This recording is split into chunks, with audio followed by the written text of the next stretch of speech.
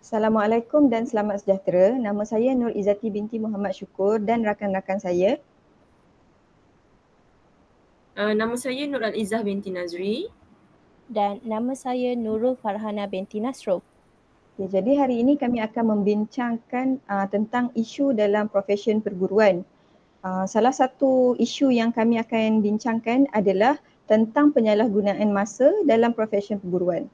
Okey, untuk etika perguruan menekankan kepentingan tanggungjawab dan disiplin dalam kalangan pendidik bagi memastikan kualiti pendidikan sentiasa terjaga. Salah satu aspek penting dalam etika perguruan ialah pengurusan masa yang berkesan. Namun, penyalahgunaan masa dalam profesyen perguruan masih menjadi isu yang membimbangkan dan boleh menjejaskan keberkesanan proses pengajaran dan pembelajaran. Antara bentuk penyalahgunaan masa yang sering berlaku ialah guru yang bekerja sambilan sehingga menjejaskan komitmen mereka di sekolah. Selain itu, ketidaktepatan masa dalam menghadiri kelas juga merupakan satu bentuk penyalahgunaan masa yang boleh memberi kesan negatif kepada pelajar. Dan isu yang terakhir adalah mengajar tanpa mengikut garis masa yang telah ditetapkan dalam silibus juga merupakan satu bentuk kelalaian yang boleh menjejaskan prestasi pelajar. Okey, apa itu etika?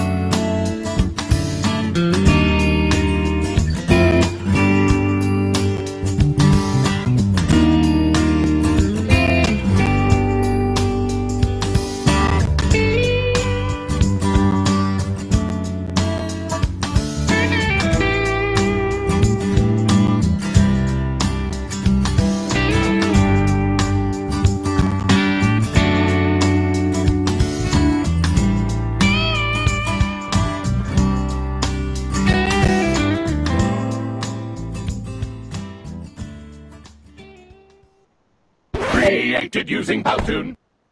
Baik, secara ringkasnya, etika keguruan merujuk kepada nilai, prinsip dan amalan profesional yang perlu dipatuhi oleh setiap guru dalam melaksanakan tugas sebagai pendidik.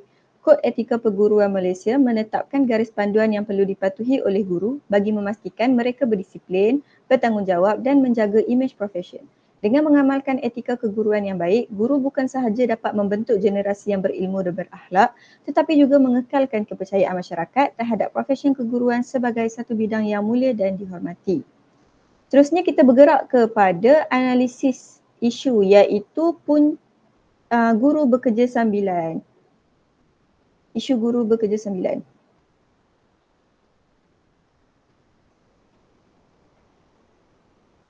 Okay. Fenomena guru bekerja sambilan semakin menjadi perhatian dalam dunia pendidikan. Walaupun tugas utama guru adalah mendidik pelajar, sebilangan mereka terpaksa melakukan pekerjaan sampingan di luar waktu sekolah.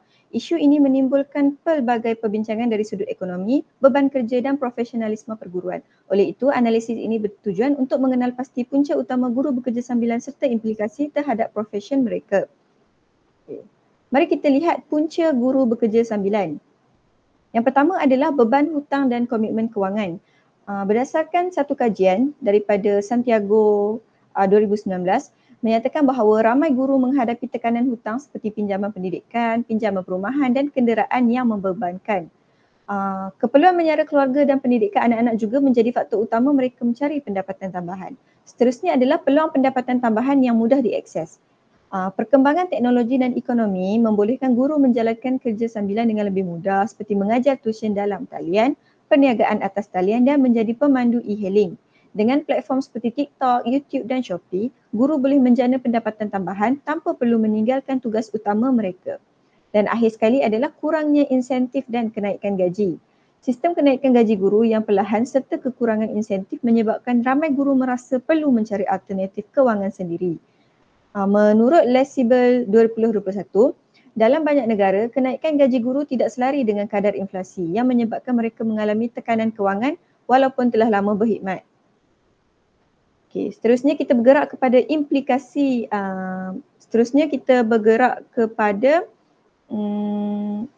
keratan akhbar. Okay. Di sini terdapat beberapa isu tentang guru bekerja sambilan. Melalui isu ini telah diwar-warkan melalui keratan akhbar ataupun berita dalam talian. Okay, seterusnya, mari kita lihat peraturan dan undang-undang. Okay, untuk peraturan dan undang-undang, pihak Kementerian Pendidikan Malaysia telah menyediakan surat perkeliling dan juga garis panduan kepada pegawai di bawah Kementerian Pendidikan Malaysia untuk mematuhi. Jadi semua pegawai yang hendak melakukan sama ada konten TikTok ataupun di media sosial perlu mengikuti garis panduan yang disediakan. Okay, seterusnya, mari kita lihat implikasi dan cadangan. Okay, untuk implikasi dan cadangan penyelesaian, implikasi guru bekerja sambilan, pertama adalah kesan terhadap kualiti pengajaran. Okay, guru yang bekerja sambilan mungkin mengalami keletihan dan kurang memberi tumpuan dalam proses pengajaran dan pembelajaran. Seterusnya, kurangnya persediaan untuk pengajaran kerana masa yang mereka gunakan untuk pekerjaan sampingan boleh menjejaskan pemahaman pelajar. Okay. Yang kedua adalah konflik kepentingan dan profesionalisme. Guru yang menjalankan perniagaan sendiri atau pekerjaan lain mungkin mengalami konflik kepentingan jika aktiviti tersebut bertindih dengan tugas mereka di sekolah. Terdapat kes di mana guru menggunakan masa sekolah atau sumber institusi untuk menguruskan kerja sampingan yang boleh menjejaskan etika kerja. Yang ketiga adalah kesan terhadap kesihatan mental dan fizikal. Beban kerja yang berganda boleh menyebabkan tekanan, keletihan melampau dan ketidakseimbangan antara kerja dan kehidupan peribadi. Tekanan kewangan yang berterusan juga boleh menjejaskan kesihatan mental guru dan menyebabkan ketidakpuasan kerja. Dan akhir sekali adalah kesan terhadap kadar retensi guru. Guru yang terpaksa bekerja sambilan kerana tekanan ekonomi mungkin lebih cenderung untuk meninggalkan profesion perguruan jika mereka menemui pekerjaan dengan imbuhan lebih baik. Kadar pusing ganti guru yang tinggi boleh memberi kesan negatif kepada kestabilan sistem pendidikan. Bagi cadangan penyelesaian, pertama adalah menyediakan program bantuan kewangan dan kesedaran pengurusan kewangan. Untuk kursus pengurusan kewangan dan pelaburan boleh diberikan kepada guru agar mereka dapat merancang kewangan dengan lebih baik tanpa perlu bergantung kepada pekerjaan sambilan mereka. Seterusnya, skim pinjaman khas atau dana kebajikan bagi guru yang menghadapi masalah kewangan boleh diwujudkan sebagai alternatif kepada kerja sampingan. Yang kedua, meningkatkan skim gaji dan allowance. Kerajaan dan pihak berkaitan perlu menilai semula struktur gaji guru agar sejajar dengan kos sara hidup semasa. Allowance tambahan seperti allowance kawasan bandar dan allowance khas untuk guru di pedalaman perlu diperkenalkan atau dinaikkan bagi mengurangkan keperluan mereka mencari pendapatan tambahan. Yang kedua adalah mengurangkan beban kerja pentadbiran guru.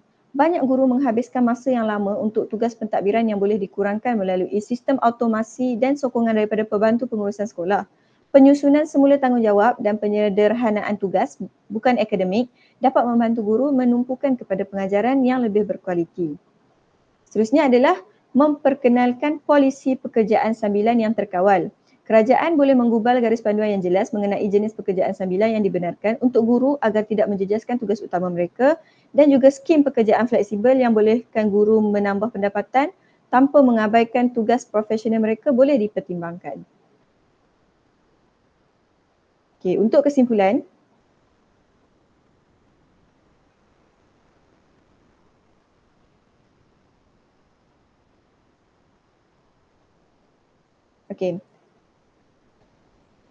dalam isu kerja sambilan pula, guru perlu memastikan keseimbangan antara keperluan peribadi dan juga tugasan hakiki.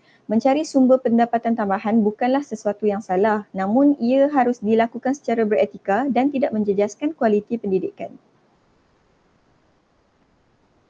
Okey. Terima kasih kerana melayari portal ini. Jadi maklum balas ini, maklum balas yang saya telah sediakan ini adalah untuk para pengguna untuk kongsikan pandangan semua. Okey, ini merupakan rujukan yang telah saya gunakan. Okay, seterusnya saya serahkan kepada rakan-rakan saya. Okey, baik. Terima kasih kepada rakan pembentang pertama kumpulan kami iaitu Izzati, Cikgu Izzati. Baik, seterusnya bagi tugasan saya akan menyambung bagi tugasan saya dan saya beri ruang kepada rakan saya untuk berkongsi slide sebentar.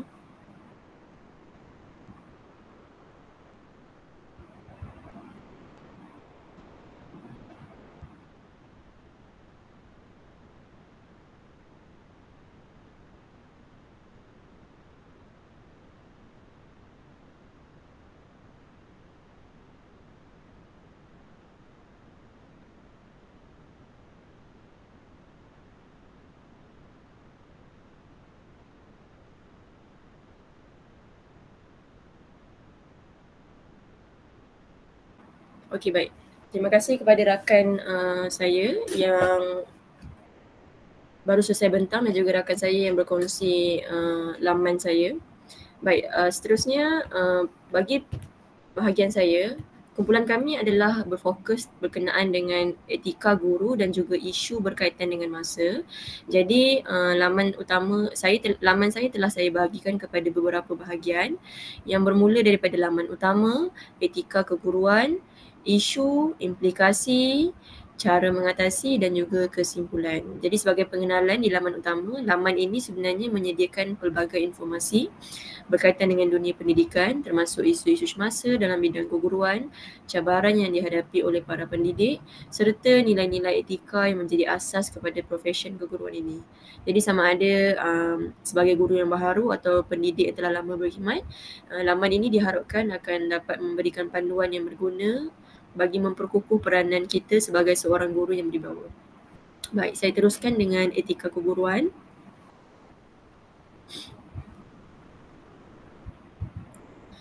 Baik, bagi etika profesionalisme keguruan, saya juga ada menyediakan video berkaitan dengan etika perguruan, namun saya akan membacakan sedikit ringkasan sahaja apakah etika dalam perguruan ini sebenarnya. Baik. Etika dalam keguruan ini sebenarnya merangkumi beberapa perkara penting iaitu nilai, prinsip dan juga amalan profesional yang mana ianya mestilah perlu dipatuhi oleh setiap guru dalam melaksanakan tugas kita sebagai pendidik. Guru selain daripada menyampaikan ilmu, guru juga turut memainkan peranan penting sebagai pembimbing, pembentuk sasiah dan juga contoh teladan kepada para pelajar serta masyarakat.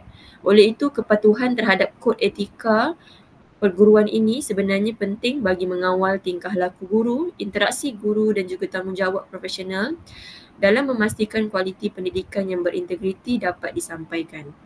Seperti kita semua sedia maklum, dalam era pendigitalan yang makin berkembang pesat ini, cabaran terhadap etika perguruan menjadi semakin kompleks, terutamanya dengan pengaruh media sosial dan juga perubahan dalam kaedah pengajaran itu sendiri. Jadi hal ini penting bagi memastikan setiap tindakan guru sama ada di dalam bilik darjah atau di luar bilik darjah dapat mencerminkan tahap profesionalisme yang tinggi.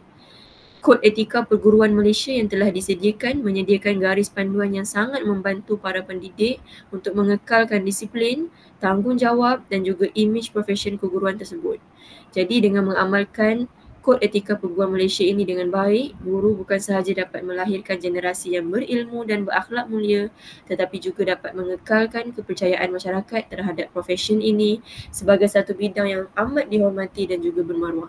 Itu adalah sedikit berkaitan dengan etika perguruan. Jadi saya akan teruskan dengan isu yang kumpulan kami akan tekankan. Isu pertama. Baik, kumpulan kami telah memilih isu guru versus masa lah, berkaitan dengan masa. Jadi isu pertama bagi bahagian saya adalah guru ponteng kelas. Jadi ponteng kelas juga memang berkaitan dengan masa. Saya telah sediakan saya telah sediakan satu berita yang memang terjadi di Malaysia berkenaan dengan kes saman terhadap seorang guru yang didakwa mengabaikan tanggungjawabnya dengan tidak menghadiri kelas selama beberapa bulan, dan kes ini berlaku di negeri Sabah pada sekitar tahun 2017, yang mana kes saman sivil terhadap guru ini menunjukkan bahawa penekanan terhadap kepentingan etika profesionalisme keguruan khususnya dalam aspek ketepatan masa.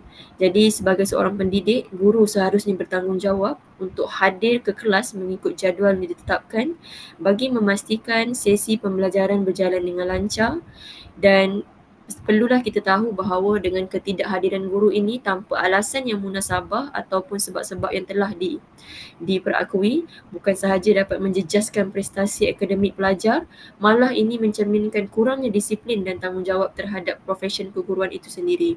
Ketepatan masa sebagai seorang guru untuk masuk ke kelas dan juga keluar ke kelas dengan tepat memainkan peranan penting dalam membentuk budaya kerja yang berintegriti dan membina kepercayaan dalam kalangan pelajar serta masyarakat. Oleh itu, guru yang menepati masa menunjukkan contoh disiplin yang baik kepada pelajar sekaligus menggalakkan mereka untuk menghargai nilai masa itu sendiri dengan berusaha lebih gigih dalam pelajaran. Oleh itu, kepatuhan terhadap etika profesionalisme keguruan ni bukan sekadar tuntutan tugas tetapi juga satu keperluan dalam memastikan pendidikan berkualiti serta pembentukan generasi yang berilmu dan berakhlak tinggi. Ini adalah isu pertama yang saya tekankan, iaitu berkaitan dengan kes guru ponteng yang memang terjadi di Malaysia. Seterusnya adalah isu kedua. Pertama adalah isu ponteng yang mana guru tidak masuk ke kelas langsung atas alasan-alasan yang tidak munasabah.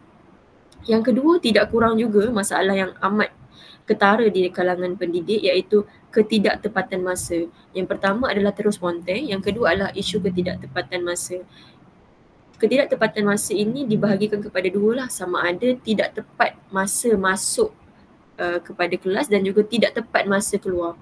Okey, sebagai guru kita tahu masa di sekolah amat laju berjalan dan kepatuhan kepada masa untuk guru memulakan pelajaran adalah penting kerana ia adalah memberi gambaran bilakah masa aktiviti itu akan berakhir. Ini amat penting terutamanya yang melibatkan aktiviti kelas yang dijalankan di bilik-bilik khas seperti di Makmal Sains, di Makmal RBT, di Surau bagi pendidikan Islam dan juga di Padang bagi PJK. Seperti kita sedia maklum, apabila melibatkan PJK, pelajar akan memerlukan kepada cool down sebagainya, jadi ia memerlukan pergerakan para pelajar dan juga penyusunan masa oleh guru itu sendiri. Jadi ini adalah juga berita yang telah saya kepilkan sekali berkaitan dengan Kementerian Pendidikan Malaysia Kementerian Pendidikan Malaysia telah mendapat laporan daripada Ketua Jabatan mengenai kaki tangan yang tidak hadir bertugas dalam tempoh masa siasatan bermula daripada 2019 sehingga 2023. Jadi dalam tempoh ini seramai 320 warga KPM sebenarnya termasuk guru yang didakwa ponteng dalam melaksanakan tugas mereka. Jadi mereka telah didakwa dan dikenakan tindakan, termasuklah diberhentikan kerja, dibuang kerja. Jadi di sini kita dapat lihat ketepatan masa bagi seorang guru dalam memasuki kelas adalah asas kepada etika profesionalisme keguruan. Jadi pihak Kementerian Pendidikan Malaysia memandang berat isu ini dan kehadiran tepat pada masanya memastikan proses pembelajaran berjalan dengan lancar dan menunjukkan komitmen guru terhadap tanggungjawab mereka. Sebaliknya, ketidakhadiran atau kelewatan yang kerap boleh menjejaskan prestasi akademik pelajar dan mencerminkan sikap tidak profesional seorang guru. Sebagai contoh yang telah saya berikan tadi, seramai 320 warga Kementerian Pendidikan Malaysia termasuk guru telah sebenarnya dibuang kerja kerana ponteng terhadap tugas mereka. Selain menjejaskan pembelajaran, ketidakhadiran guru ini juga boleh membawa implikasi yang lebih serius kepada kerjaya mereka. Tindakan disiplin termasuk pemecatan boleh diambil terhadap guru yang gagal menepati masa atau kerap ponteng kerja. Oleh itu, guru seperti kita perlu mengekalkan disiplin dan integriti dalam melaksanakan tugas mereka bagi memastikan kualiti pendidikan terjamin dan kepercayaan terhadap profesion keguruan kita ini terus terpelihara.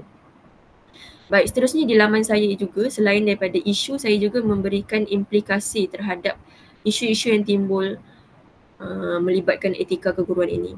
Jadi implikasi ini telah saya pecahkan kepada beberapa bahagian. Okey, bermula daripada implikasi kepada murid itu sendiri. Ya, pastinya isu guru itu akan memberikan impak yang besar kepada murid kerana guru adalah tunjang kepada sistem pendidikan Malaysia. Yang pertama, implikasi kepada murid itu sendiri adalah keciciran dalam pelajaran. Semestinya, ketidakhadiran guru sebagai penyampai ilmu akan menyebabkan murid ketinggalan dalam pembelajaran yang mana boleh menjejaskan prestasi akademik mereka dari masa ke masa. Seterusnya, gangguan proses pembelajaran. Ya, kelewatan atau ketidaktepatan masa guru ini akan mengganggu proses pembelajaran itu sendiri kerana kemasukan dan juga meninggalkan kelas boleh menyebabkan aliran pengajaran itu terganggu, menyebabkan tumpuan pelajar berkurang dan juga pemahaman murid terhadap subjek sukar untuk dicapai. Seterusnya, ia juga memberi implikasi apabila melibatkan motivasi murid boleh menurun kerana ketiadaan guru boleh mengurangkan minat dan juga semangat murid untuk belajar. Seterusnya, menjejaskan kehadiran mereka ke sekolah kerana sikap guru yang mungkin culas untuk menjalankan tugas. Dan seterusnya, gangguan disiplin. Jelas bahawa ketiadaan guru dalam kelas boleh menyebabkan murid hilang kawalan dan terlibat dalam aktiviti yang tidak berfaedah atau berbahaya serta boleh saya katakan boleh membuka ruang kepada isu-isu yang melibatkan kemalangan atau kecederaan tanpa pengawasan guru, terutamanya di sekolah rendah. Seterusnya, implikasi juga bukan sahaja kepada murid, implikasi juga boleh melibatkan sekolah itu sendiri yang mana reputasi sekolah akan terjejas. Isu guru ponteng boleh mencemarkan nama baik sekolah di mata masyarakat dan di mata pihak berkuasa pendidikan. Seperti kes yang berlaku di Sabah, walaupun mungkin nama dirahsiakan namun pastinya sekolah yang terbabit dan juga guru-guru yang terlibat akan mendapat kesannya. Seterusnya adalah gangguan operasi. Ya, implikasi kepada sekolah. Ketidakhadiran guru mengganggu jadual pengajaran dan pembelajaran menyebabkan pengurusan sekolah perlu mencari penyelesaian segera seperti mencari guru ganti kepada guru yang tidak hadir. Seterusnya, meningkatkan beban kerja. Ya, implikasi kepada sekolah adalah melibatkan guru lain kerana apabila tidak hadir seorang guru, ia memerlukan kepada tambahan beban kerja kepada guru lain bagi menggantikan guru yang tidak hadir. Seterusnya, dia juga akan menyebabkan penurunan kualiti pendidikan. Ketidaktepatan masa oleh guru boleh menjejaskan standard pendidikan sekolah, mengurangkan kepercayaan masyarakat terhadap kemampuan institusi ini dalam menyediakan pendidikan berkualiti. Selain itu, implikasi juga akan dapat kita lihat terhadap profesion keguruan itu sendiri.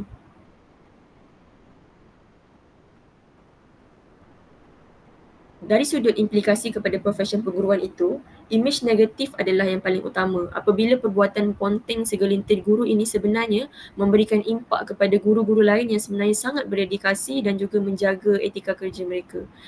tindakan disiplin. Ya, implikasi kepada profesi perguruan, semestinya guru yang kerap ponteng ini akan berdepan dengan tindakan disiplin dan juga tindakan tata tertib, yang mana dia boleh diberikan tindakan oleh pihak berkuasa pendidikan termasuk amaran lisan yang pertama, penggantungan atau pemecatan.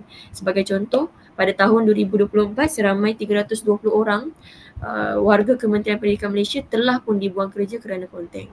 Seterusnya, implikasi yang lebih besar adalah melibatkan implikasi kepada masyarakat dan negara. Ya, isu ketidakhadiran, isu ketidaktepatan masa guru ini sebenarnya boleh memberikan implikasi kepada masyarakat apabila pembangunan modal insan akan terjejas.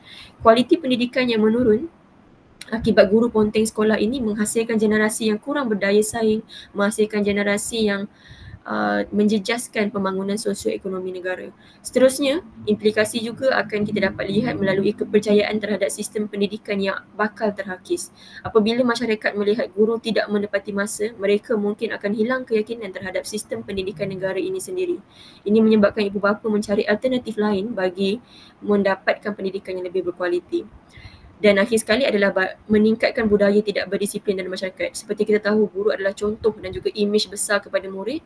Apabila guru sendiri tidak menepati masa, ini akan memberikan impak kepada budaya yang tidak berdisiplin dalam masyarakat yang akan dijana dengan pembentukan daripada murid yang melihat guru itu.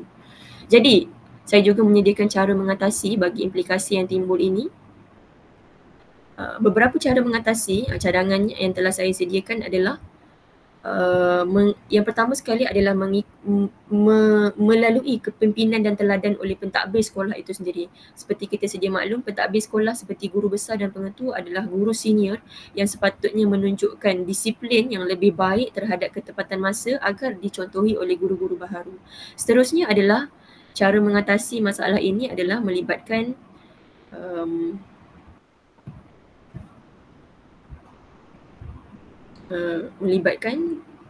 pemantauan dan penilaian berkala. Ya, pemantauan ini boleh dilakukan oleh pihak pentadbir sendiri dengan melakukan pemantauan berkala dengan melihat ketepatan guru memasuki dan meninggalkan kelas serta melakukan audit kehadiran. Audit kehadiran ini perlu dilakukan secara rutin bagi melihat style guru itu. Saya ada sediakan beberapa link untuk bagaimanakah cara audit ini dijalankan untuk rujukan para pensyarah. Seterusnya,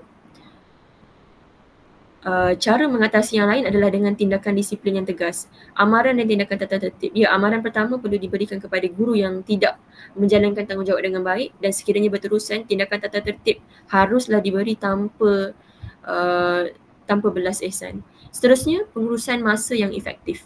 Ya, cara mengatasinya adalah dengan melakukan ataupun memberikan panduan terhadap jadual pengajaran yang jelas. Guru perlu menyediakan jadual pengajaran yang teratur bagi memastikan guru mematuhi dengan disiplin. Seterusnya adalah, di sini juga saya sediakan link untuk bagaimanakah masa yang efektif dapat disusun. Seterusnya adalah dengan sokongan dan pembangunan profesional.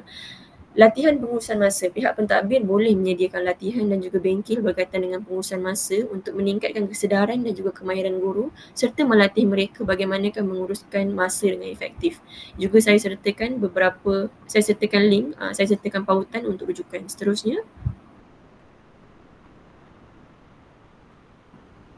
Seterusnya adalah penggunaan teknologi. Ya, sistem kehadiran digital. Menggunakan teknologi seperti sistem kehadiran digital untuk memantau secara automatik kehadiran guru ke dalam kelas. Dan yang terakhir saya kira adalah budaya sekolah yang positif, iaitu dengan memberikan penghargaan dan pengiktirafan. Guru yang memberikan fokus ataupun ketepatan masa ini sepatutnya diberikan penghargaan agar menjadi motivasi kepada guru lain. Jadi dengan melaksanakan langkah-langkah di atas, diharapkan masalah ataupun isu berkaitan dengan ketidakpatuhan masa ini dapat diminimumkan. Seterusnya, meningkatkan kualiti pengajaran dan pembelajaran di sekolah. Secara kesimpulannya, secara kesimpulannya,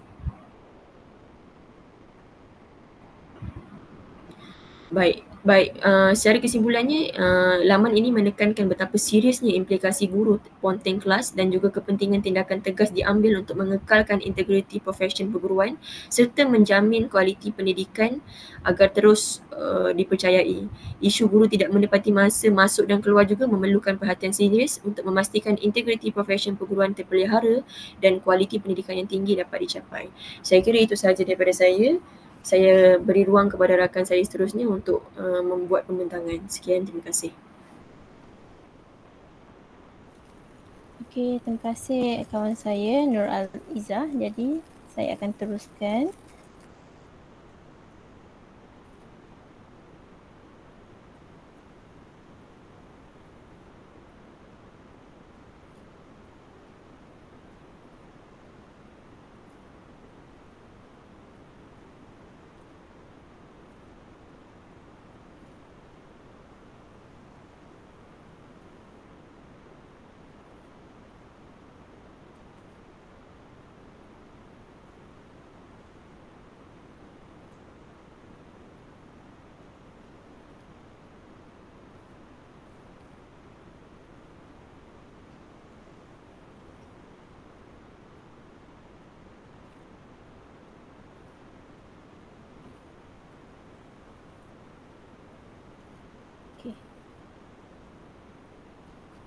Di sini saya akan membentangkan mengenai isu penyalahgunaan masa guru. Jadi kawan-kawan saya sudah menceritakan mengenai definisi dan juga pengenalan kepada apa itu etika. Jadi tapi saya ingin membentangkan sedikit mengenai pengenalan profesion keguruan. Profesion keguruan merupakan salah satu profesion yang paling dihormati dan dihargai dalam masyarakat. Guru bukan sahaja bertanggungjawab dalam menyampaikan ilmu kepada pelajar, tetapi juga berperanan sebagai pembimbing, pendidik dan juga pencorak masa depan generasi muda. Mereka memainkan peranan penting dalam membentuk sasiah serta membimbing pelajar untuk menjadi individu yang berilmu, berakhlak dan juga berdaya saing dalam kehidupan. Oleh itu, profesion ini tidak hanya memerlukan kepakaran dalam bidang akademik, tetapi juga kepribadian dan juga nilai moral yang tinggi. Dalam memastikan guru sentiasa mengekalkan imej profesional dan menjalankan tugas dengan penuh integriti, etika perguruan telah diwujudkan sebagai panduan dalam setiap aspek pekerjaan mereka. Etika perguruan merangkumi peraturan dan prinsip yang mengawal tingkah laku guru, termasuklah etika profesional, etika pengajaran, etika tingkah laku dan juga etika perkhidmatan awam. Namun begitu, terdapat beberapa cabaran yang menyebabkan segelintir guru menyimpang daripada nilai etika ini seperti tekanan kerja, faktor persekitaran dan juga masalah peribadi. Oleh itu, memahami dan mengamalkan etika perguruan adalah sangat penting bagi memastikan guru sentiasa menjadi contoh teladan kepada pelajar dan masyarakat, serta mengekalkan martabat profesion ini sebagai kerjaya yang mulia.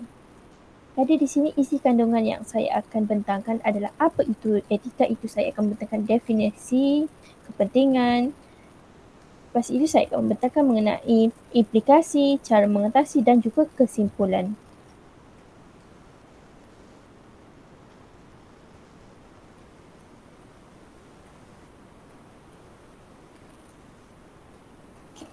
Apa itu etika?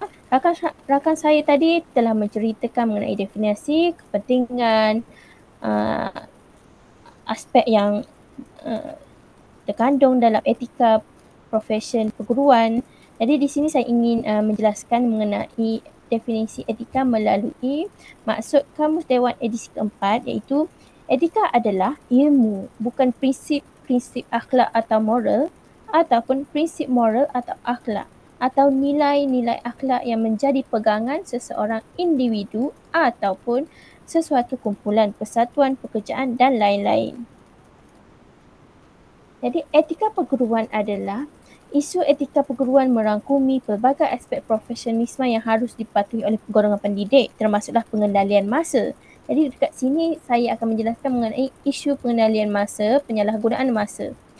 Masalah pengurusan masa dalam kalangan guru ni boleh memberi kesan dalam kepada kualiti pengajaran, kepada kebersanan pembelajaran murid serta reputasi institusi pendidikan. Penyalahgunaan masa oleh guru merujuk kepada kegagalan guru dalam menggunakan masa yang diperuntukkan untuk mengajar dengan berkesan. Hal ini boleh berlaku dalam pelbagai bentuk, antaranya tidak masuk kelas, tidak mengikut silibus pengajaran, tidak mengikut rancangan pengajaran ataupun tidak menjalankan tanggungjawab di dalam kelas seperti berniaga. Okay, di sini saya akan menjelaskan dengan lebih mendalam, iaitu aspek tidak mengikut silibus pengajaran. Saya ada memberikan contoh jadual waktu guru. Ini adalah contoh jadual waktu saya di SMK Sultan Abdullah. Saya mengajar sebanyak 28 waktu. Kebanyakan guru akan mengajar guru yang biasa, guru akademik yang biasa akan mengajar dalam jumlah waktu 25 sehingga 31 atau 32 bergantung kepada tugas, jawatan dan juga subjek mengajar mereka. Jadi saya juga ingin menunjukkan contoh kes mahkamah yang berlaku di Malaysia, iaitu kes pertama berlaku di Malaysia. Sama seperti rakan saya tadi, Nur Izzah, seorang guru telah disaman oleh pelajar. Kes yang sama, tetapi saya ingin tekankan di sini, pelajar tersebut mendakwa disebabkan perbuatan guru yang tidak datang mengajar selama 7 bulan pada 2017 itu, mereka telah, 3 orang pelajar tadi tu telah gagal subjek berkenaan dalam peperiksaan SPM. Jadi mahkamah memutuskan bahawa mereka memenangi kes ini dan telah memerintahkan guru itu memberikan pampasan sebanyak RM50,000 kepada setiap pelajar itu akibat trauma dan kesan guru tidak masuk kelas. Jadi untuk kes kedua adalah kes di luar negara, tapi saya ingin memberi contoh di sini. Di sini seorang pelajar yang buta huruf telah berjaya menamatkan pengajian dengan kepujian. Bagaimana seorang pelajar yang buta huruf, Alisha ini, berjaya menamatkan pengajian? Hal ini disebabkan mungkin adanya guru yang tidak peka. Pelajar ini mendedahkan bahawa dirinya hampir tidak boleh membaca dan menulis, tetapi berjaya menamatkan pengajian dengan kepujian. Jadi di sini untuk topik guru mengajar tidak ikut silibus, saya akan membawa 2 isu, iaitu isu yang pertama adalah guru membuat kerja lain sewaktu kelas. Yang kedua adalah isu guru mengajar tidak mengikut perancangan.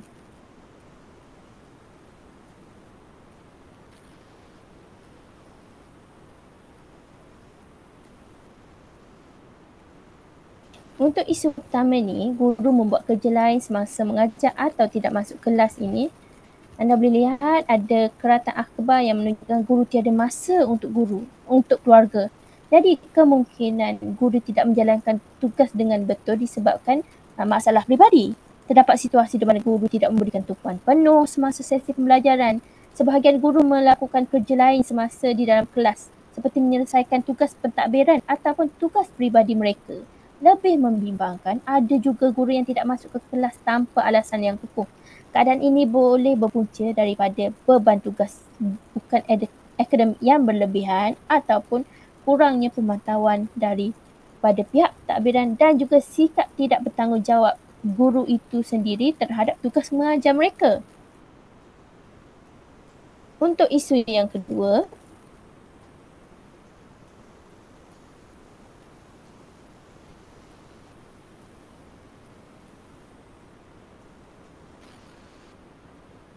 guru tidak mengikut RPT yang disediakan dan mengajar tanpa membuat perancangan.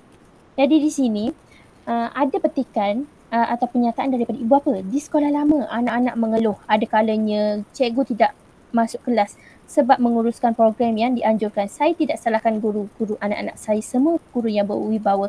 Ibu bapa ini mengatakan di sekolah lama, guru tidak masuk kelas disebabkan program. Jadi dia memindahkan anak mereka ke sekolah yang berswasta. Hal ini akan berlaku apabila rancangan pengajaran tahunan yang menjadi panduan penting bagi guru untuk memastikan pengajaran berjalan secara sistematik tidak diikuti. Guru yang mengabaikan RPT dan mengajar secara tidak terancang. Dan ini boleh berlaku jika guru tidak memasuki kelas dan juga mempunyai masa yang singkat untuk mengajar disebabkan kurangnya masuk ke kelas atas sebab tertentu. Ataupun hal ini juga disebabkan oleh kurangnya kesedaran terhadap kepentingan RPT. Guru itu sendiri tidak sedar pentingnya kita mengikuti rancangan pengajaran tahunan dan juga keinginan untuk mengajar mengikut gaya sendiri ataupun kekurangan pemantauan daripada pihak sekolah. Akibatnya pembelajaran murid menjadi tidak konsisten dan silibus juga mungkin tidak dapat diselesaikan dengan tempoh yang ditetapkan. Jadi apa implikasinya di sini? Apabila guru tidak mengajar ikut silibus dan tidak mengajar ikut perancangan, jadi murid akan sukar untuk menguasai silibus. Murid ni, pelajar ni akan ketinggalan dalam pembelajaran kerana kandungan yang diajar tidak sejajar dengan keperluan peperiksaan ataupun tahap perkembangan mereka. Mereka mungkin sukar untuk memahami topik yang berkaitan kerana asas yang diajar tidak diajar dengan betul. Kemudian, prestasi peperiksaan terjejas. Soalan peperiksaan biasanya berdasarkan silibus rasmi. Jadi pelajar yang tidak diajar mengikut silibus mungkin sukar menjawab soalan yang dengan baik. Ini boleh menyebabkan keputusan peperiksaan merosot, menjejaskan pencapaian akademik pelajar, terutamanya SPM. SPM sangat-sangat mementingkan silibus yang diajar di sekolah. Jadi apabila pelajar tidak diajar mengikut silibus yang ditetapkan, mereka mungkin tidak dapat menjawab SPM yang SPM. Okey. Kemudian, ketidakseimbangan dalam sistem pendidikan. Jika setiap guru mengajar mengikut kehendak sendiri, wujudnya ketidakseragaman dalam penyampaian ilmu antara sekolah atau kelas. Ini boleh menyebabkan jurang prestasi antara pelajar dari sekolah atau kelas berbeza. Jadi apabila guru yang mengajar itu tidak mengikut silibus dan guru lain mengikut silibus, akan berlakunya perbezaan dari segi jurang prestasi. Selain itu, gangguan dalam pendidikan juga akan menjadi salah satu implikasi kerana kurikulum ini telah dirancang supaya pelajar memperoleh ilmu secara sistematik dan berperingkat. Jika guru tidak mengikut silibus, ianya boleh mengganggu kesinambungan pembelajaran di peringkat seterusnya. Contohnya, pembelajaran di tingkatan 1 adalah amat penting kerana di tingkatan 2 mereka akan menggunakan ilmu yang dipelajari di tingkatan 1 untuk dalam sumber akademik yang di tingkatan 2. Selain itu, kurangnya kemahiran dan juga pengetahuan asas. Silibus yang direka untuk memastikan pelajar memperoleh kemahiran asas tertentu. Jika guru mengabaikan bahagian tertentu dalam silibus, pelajar itu mungkin akan kekurangan kemahiran yang diperlukan untuk masa depan mereka. Dan juga implikasi kepada guru dan juga sekolah. Guru yang tidak mengikut silibus boleh dikenakan tindakan oleh pihak pentadbir ataupun KPM kerana tidak memenuhi tanggungjawab profesional. Selain itu, sekolah juga mungkin mendapat reputasi buruk jika ramai guru tidak mengikut silibus dan menjejaskan prestasi keseluruhan sekolah. Kemudian, cara mengatasi masalah ini adalah saya ada menunjukkan keratan akhbar mengenai usaha kerajaan untuk membantu beban guru agar guru dapat fokus kepada tugas mereka itu mengajar. Jadi, cara mengatasinya adalah satu, pemantauan dan penilaian berkala. Pihak pentadbir sekolah perlu menjalankan pemantauan berterusan terhadap pengajaran guru melalui pemeriksaan RPH. Sesi penilaian seperti pemerhatian kelas oleh pihak pentadbiran dapat memastikan guru mengajar mengikut silibus. Kemudian, latihan dan bengkel pemantapan silibus. Guru juga perlu diberikan pelatihan berkala mengenai pemahaman dan pelaksanaan silibus. Bengkel atau kursus pemantapan kurikulum boleh membantu guru lebih memahami struktur dan objektif silibus yang ditetapkan. Penyediaan modul dan juga panduan pembelajaran oleh KPM diperlukan agar modul pengajaran itu lebih jelas dan memudahkan guru mengajar ikut silibus.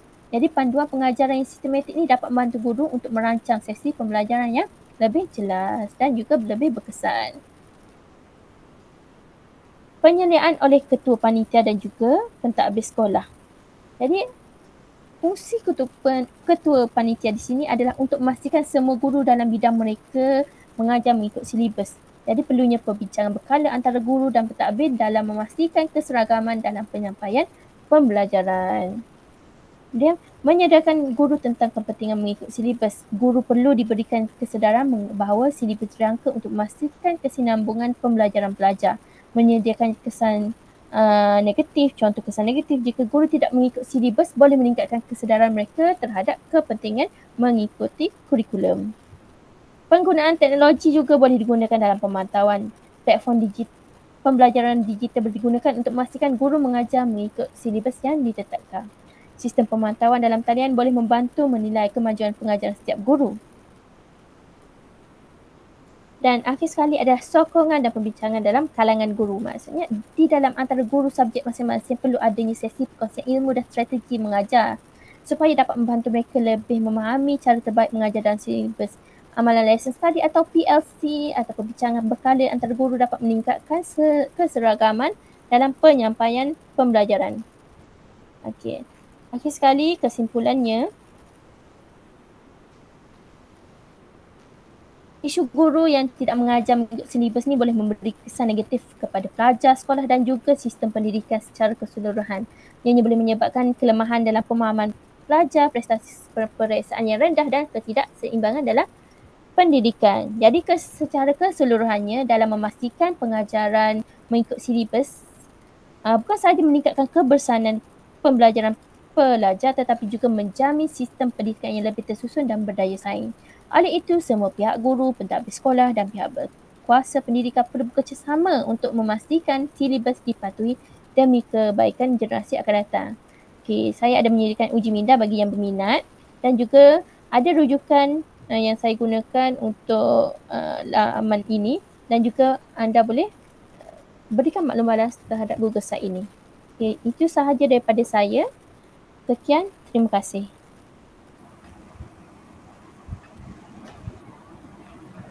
Baik, terima kasih. Jadi saya akhiri recording ini.